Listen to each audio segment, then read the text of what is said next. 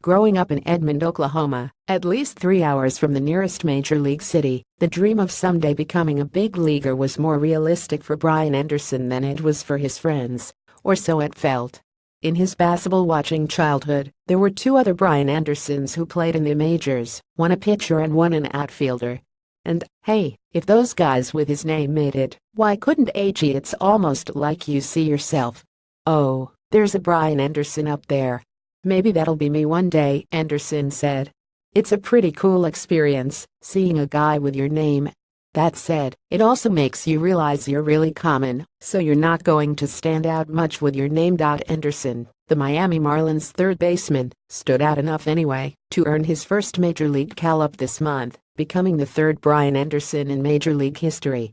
Out of the 19,169 players ever to play in the bigs, Brian Anderson is tied with several others as the 14th most common name, according to Baseball Reference. Mike Smith, Bob Smith and John Sullivan are tied for first with 5 appearances apiece. Then come 10, including Dave Roberts and Ben Taylor, with 4 players per name. Before the Marlins' Brian Anderson, there was a left-handed pitcher who debuted in 1993, the year the Miami rookie was born.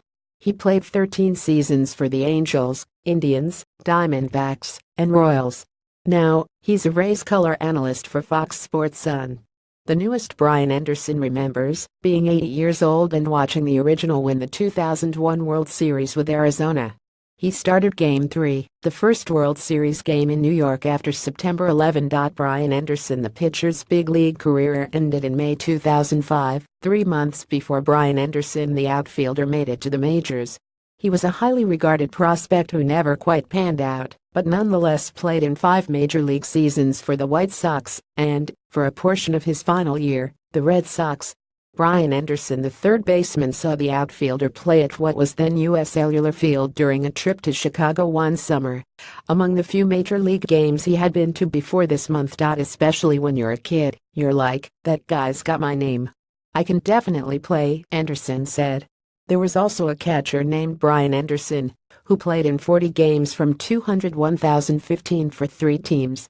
But because he's a Brian, not a Brian, he doesn't help Brian Anderson climb the ranks of baseball's most popular names. The Marlins' Brian Anderson isn't the only one in his circle who has to deal with a common name. His fiancée is Alex Smith, a name she shares with the Kansas City Chiefs quarterback. And her father is Steve Smith, like 2 recent NFL wide receivers, and who knows how many others. I fall into that boring name category, Anderson said. Odds-on fielder Miguel Rojas said an MRI on his left shoulder revealed a small rotator cuff tear. It's nothing that's going to keep me off the field, he said. Rojas, who went 2 for 4 with his first homer of the season Wednesday afternoon, expects to be fine after rest and treatment in the offseason. Left-hander Chris O'Grady was pleased to be activated from the disabled list Tuesday, several days earlier than anticipated after his rehab for his strained right oblique went smoothly.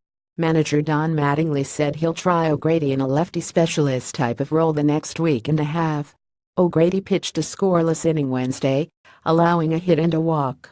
Feely at SunSentinel.com at Tim Belato. Sign up for the Sun Sentinel's Marlins newsletter. Click here.